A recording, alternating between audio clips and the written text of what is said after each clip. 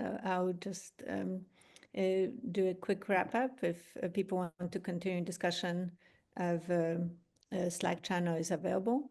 But I would like to thank everybody, all the presenters, our participants, and the CI Compass team for participating in this 3-day workshop. I think we have learned a lot about not only the beginning of a data lifecycle, but really about the entire data lifecycle within the facilities and what are the challenges that the facilities face in collecting data, managing the instruments, and disseminating the data to the public and to the scientists. So, in terms of, I think the things that kind of jumped out at me briefly in our talks is, that our data lifecycle really should include things like proposal review and preparation of instruments for the experiments.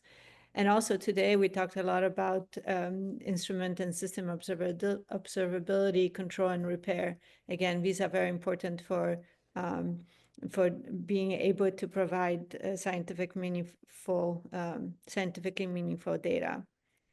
So, we learned also about the facilities that enable science to be done at the, at small scales, at scales of buildings. We had presentations from facilities that provide data about the oceans, about Earth systems, about the sun, and also the universe. So really the full gamut of science being done. There's a lot of material in this presentation, so the slides and the videos will be published on our CI Compass website for people to review. And we also are going to have a workshop report that summarizes some of the discussions. I thought that, we had some really good, interesting questions and answers. We really would appreciate you filling out the survey so that we know how we can improve, and also what other topics you'd like to for us to take on as CI Compass to enable these type of community discussions.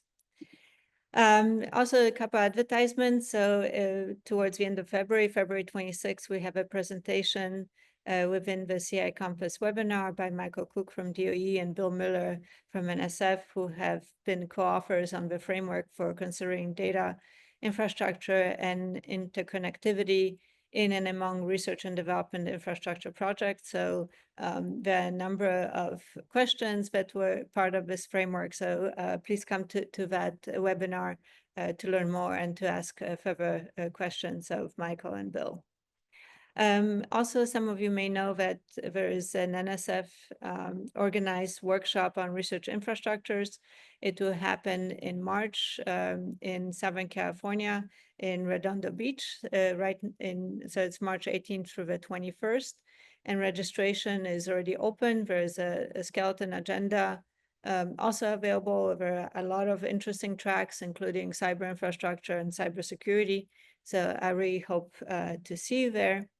And please stay connected with us. So we are active on LinkedIn, on X. We have our YouTube channel where we host all the materials. And as I mentioned before, Slack is available for discussions as well. So again, I'd like to thank you all for the discussions, for participation. I see David Butcher is asking for a link to the report, so we'll put it in Slack. And thank you again. It was great to see everybody, and I hope to see you online or in person in LA in March. Thank you very much.